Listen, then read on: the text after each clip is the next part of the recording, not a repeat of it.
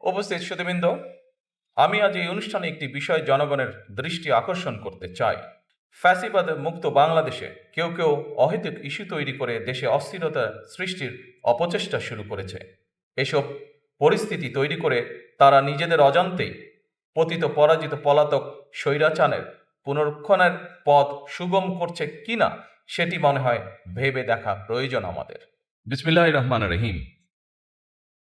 জুলাই গণ অভ্যুত্থান স্মৃতি জাদুঘরের উদ্বোধনী অনুষ্ঠানের সম্মানিত সভাপতি, মন্ত্রিপরিষদ সদস্যবৃন্দ, উপদেষ্টাবৃন্দ, অন্তর্বর্তীকালীন সরকার প্রধান ডক্টর মোহাম্মদ ইউনূস, জাতীয় সংসদের সদস্যবৃন্দ, members of the diplomatic core, July গণ অভ্যুত্থানের শহীদ পরিবারের সম্মানিত সদস্যবৃন্দ, আহত জুলাই যোদ্ধা এবং আন্দোলনে অংশগ্রহণকারী বীর জনতা এবং বিখ্যাত ফটোগ্রাফার জনাব শহীদুল আলম, বিভিন্ন রাজনৈতিক দলের উপস্থিত নেতৃবৃন্দ, শিক্ষাবিদ, গবেষক, লেখক, উপস্থিত শিল্পী এবং সংস্কৃতিবৃন্দ এবং উপস্থিত সকল আমন্ত্রিত অতিথিবৃন্দ, আসসালামু আলাইকুম।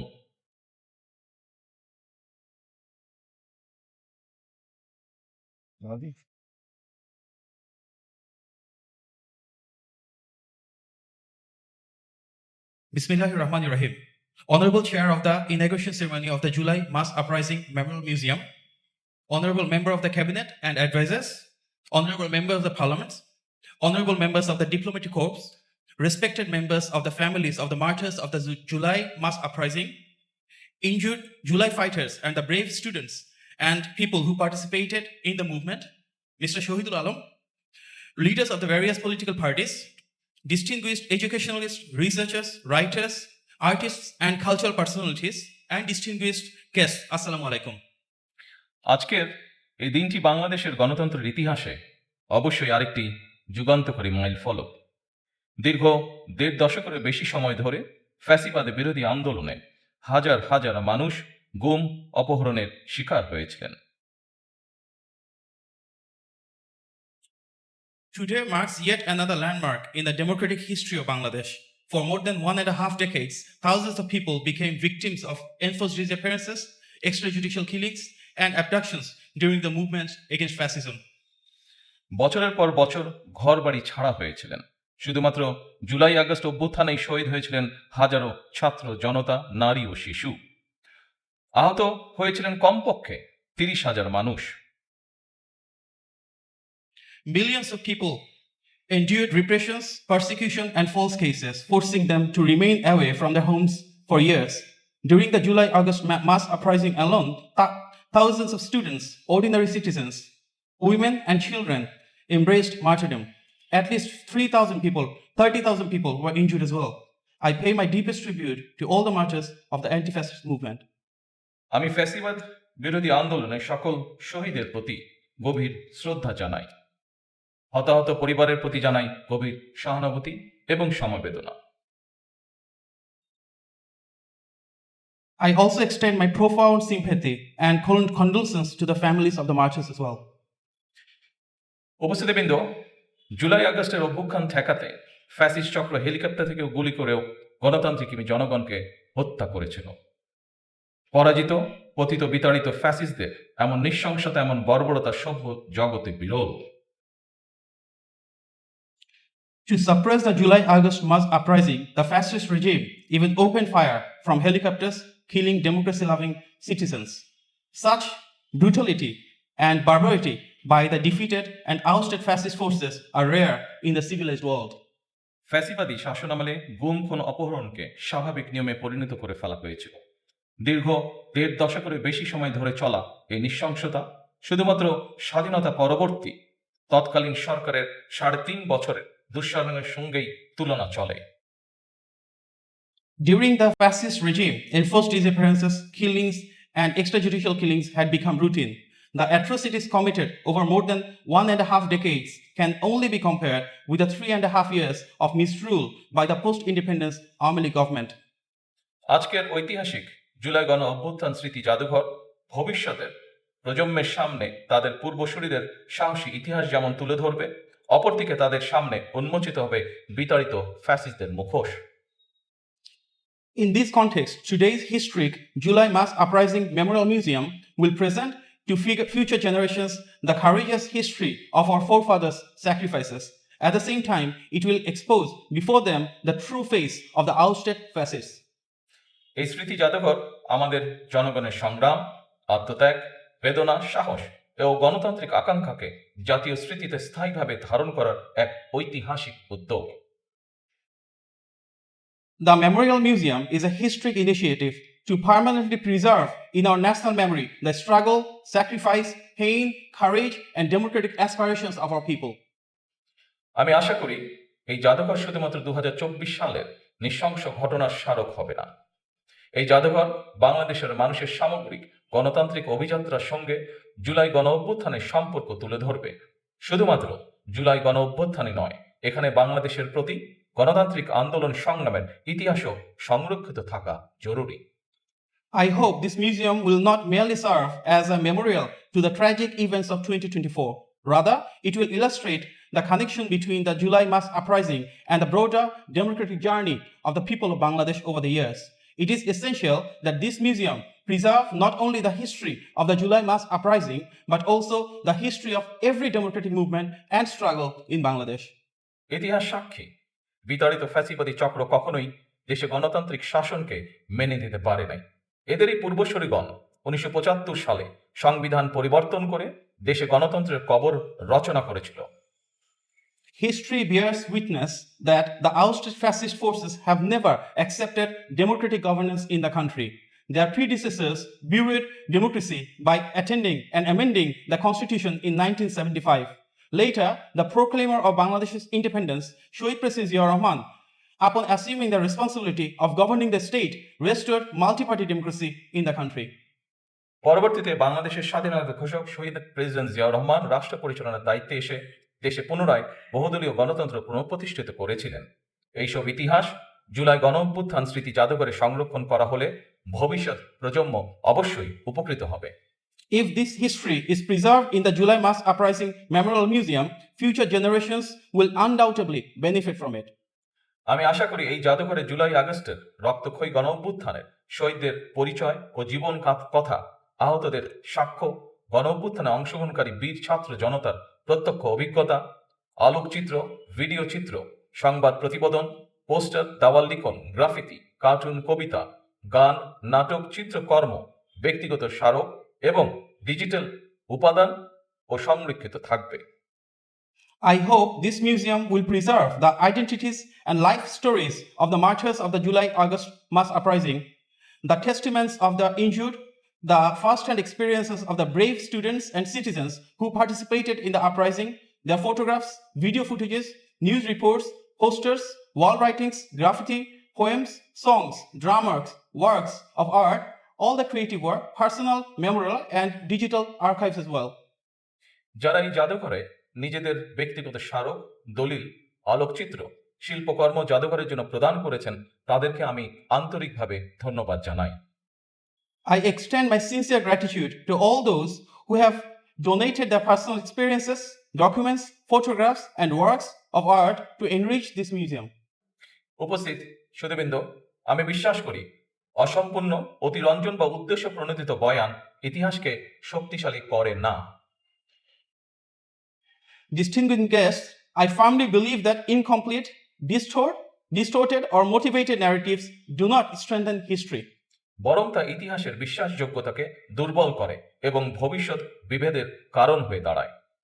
Rather, they undermine its credibility and become a source of division for future generations. সুতরাং প্রতিটি বিষয় যথাসম্ভব সত্যতা নিশ্চিত থাকা প্রয়োজন। একই সঙ্গে জাদুঘরে রাখা বিষয়গুলি সম্পর্কে বাংলার পাশাপাশি ইংরেজি এবং অন্যান্য ভাষাও উপস্থাপিত হলে বিশ্বের ভিনদেশী মানুষ, ভিন্নভাষী মানুষ বাংলাদেশের গণতান্ত্রিক সংগ্রামের ইতিহাস সম্পর্কে জানতে সুবিধা হবে। Therefore, every effort must be made to ensure the highest possible degree of historical accuracy. At the same time, if the exhibits and information displayed in this museum are presented not only in Bangla but also in English and other languages, people from around the world will be able to learn about the history of Bangladesh's true democratic struggle. উপস্থিত শহীদ পরিবারের শোকাহত সদস্যবৃন্দ, ফ্যাসিবাদ বিরোধী আন্দোলনে যারা হতাহত হয়েছেন পর্যায়ক্রমে আইনের যথাযথ প্রক্রিয়া অনুসরণ করে সেই বিচার হবে স্বচ্ছ, নিরপেক্ষ এবং বিশ্বাসযোগ্য।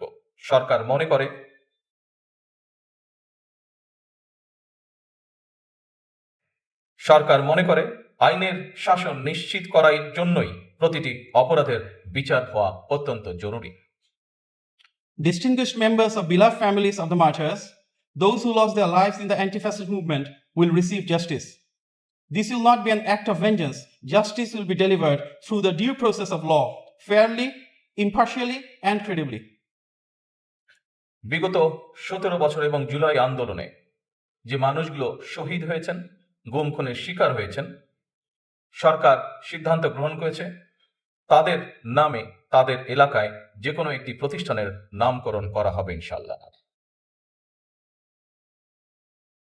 For everyone who has sacrificed their lives and were subjected to enforced disappearances, the government has decided that in their own names, in the local areas, many institutions will be named after them. উপস্থিত সুধীবৃন্দ, দেশের গণতান্ত্রিক জনগণ আশা করে এই জাদুঘর কোনো একটি দল, গোষ্ঠী বা ব্যক্তির একক রাজনৈতিক ভাষ্য প্রতিষ্ঠার স্থান হবে না।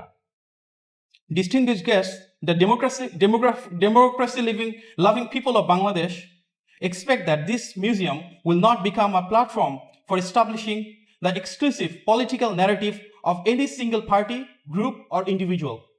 কারণ 2024 সালের গণ অভ্যুত্থান কোনো একক ব্যক্তি, গোষ্ঠী কিংবা দলের নয়। এই অভ্যুত্থানের মহানায়ক বাংলাদেশের গণতান্ত্রিক জনগণ। Because the 2024 mass uprising did not belong to any one individual, group, or political party. The true heroes of this uprising were the democracy-loving people of Bangladesh. আমি প্রায়শই একটি কথা বলি, 1971 সালের মুক্তিযুদ্ধ ছিল স্বাধীনতা অর্জনের, আর 2024 সালের গণ অভ্যুত্থান ছিল দেশ এবং জনগণের স্বাধীনতা রক্ষা। I often say that the liberation war of 1971 was fought to achieve independence, whereas the mass uprising of 2024 was fought to protect the independence of the country and its people. জনগণ যেমন মুক্তিযোদ্ধাদেরকে ভোলেননি, একইভাবে 2024 সালে দেশ এবং জনগণের স্বাধীনতা রক্ষায় শহীদদেরকেও জনগণ কখনোই ভুলবে না।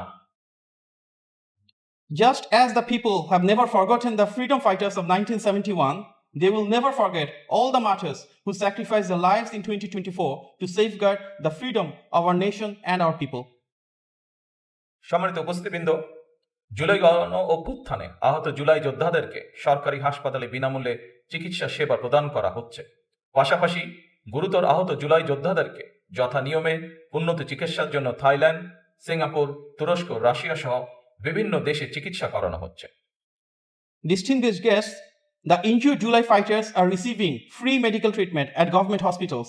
In addition, those who sustained critical injuries are being sent for advanced medical treatment to countries including Thailand, Singapore, Turkey, and Russia. বর্তমানে 50 জন জুলাই যোদ্ধা বিদেশে চিকিৎসাধীন রয়েছেন। গেজেটভুক্ত জুলাই যোদ্ধাদের মধ্যে 13,000-এরও বেশি জুলাই যোদ্ধাকে তাদের নিজস্ব ব্যাংক অ্যাকাউন্টে শ্রেণীভিত্তিক মাসিক সম্মানী ভাতা প্রদান করা হচ্ছে। At present, 50 July fighters are undergoing treatment abroad. Among the officially gazetted July fighters, more than 13,000 are receiving monthly honorarium according to their respective categories directly into their own bank accounts. ফ্যাসিবাদের বিরোধী আন্দোলনে হতাহতদের রাষ্ট্রীয় উদ্যোগে সহায়তা করার ব্যাপারে বর্তমান সরকার অত্যন্ত আন্তরিক। The present government remains deeply committed to extending state support to those who suffered in the anti-fascist movement. আর্থিক সহায়তার পাশাপাশি বর্তমান সরকার শহীদদের কাঙ্ক্ষিত বাংলাদেশ প্রতিষ্ঠার কাজও শুরু করেছে। এরই অংশ হিসেবে দেশ পুনর্গঠনের লক্ষ্যে 31 দফা নির্বাচনী ইশতেহারের পাশাপাশি জাতীয় সংসদের সাউথ প্লাজায় স্বাক্ষরিত জুলাই সনদ পর্যায়ক্রমে বাস্তবায়ন কার্যক্রম শুরু হয়েছে। Alongside providing financial assistance, the present government has also begun the work of building the Bangladesh envisioned by our martyrs. As part of the national reconstruction effort, implementation has commenced in phases of both the 31-point election manifesto and the July Charter, which was signed at the South Plaza of the National Parliament. একই সঙ্গে গণভোটের আকাঙ্ক্ষা বাস্তবায়নের লক্ষ্যে জাতীয় সংসদে গঠিত সংবিধান সংশোধন সম্পর্কিত বিশেষ কমিটিও কাজ শুরু করেছে। At the same time, the Special Committee on Constitutional Amendment formed in the National Parliament has also begun its work to fulfill the aspirations of the people. দেশ পুনর্গঠনের মাধ্যমে একটি স্বনির্ভর, সমৃদ্ধ, নিরাপদ, গণতান্ত্রিক বাংলাদেশ প্রতিষ্ঠার মাধ্যমে আমরা শহীদদের কাঙ্ক্ষিত বাংলাদেশ গড়তে চাই ইনশাআল্লাহ। Through national reconstructions, we will, inshallah, build a self-reliant, progressive, prosperous, secure, and democratic Bangladesh, the Bangladesh for which the martyrs laid down their lives. উপস্থিত সুধীবৃন্দ, আমি আজ এই অনুষ্ঠানে একটি বিষয় জনগণের দৃষ্টি আকর্ষণ করতে চাই। Distinguished guests, today I would like to draw the attention of the people to one important issue. ফ্যাসিবাদ মুক্ত বাংলাদেশে কেউ কেউ অহেতুক ইস্যু তৈরি করে দেশে অস্থিরতা সৃষ্টির অপচেষ্টা শুরু করেছে। এসব পরিস্থিতি তৈরি করে তারা নিজেদের অজান্তেই পতিত পরাজিত পলাতক স্বৈরাচারের পুনরুত্থানের পথ সুগম করছে কিনা সেটি মনে হয় ভেবে দেখা প্রয়োজন আমাদের। In our Bangladesh now free from fascism, some are attempting to manufacture unnecessary issues and create instability in the country. I urge them to reflect on whether, by creating such situations, they are unknowingly paving the way for the resurgence of the defeated, ousted, and fugitive autocratic regime. পরিশেষে জুলাই গণ অভ্যুত্থান স্মৃতি জাদুঘর প্রতিষ্ঠার সঙ্গে সংশ্লিষ্ট স্থপতি, ইতিহাসবিদ, গবেষক, জাদুঘর বিশেষজ্ঞ, শিল্পী, সংগ্রাহক, কারিগর, কর্মকর্তা কর্মচারী এবং সবাইকে আমি আন্তরিক ধন্যবাদ জানাই।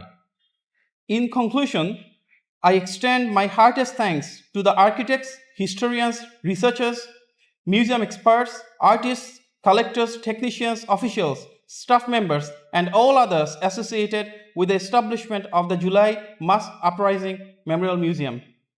আজকের এই দিনে আমি আরও ধন্যবাদ জানাতে চাই বাংলাদেশ সশস্ত্র বাহিনীকে গণতন্ত্র এবং জনগণের পক্ষে অবস্থান গ্রহণের জন্য।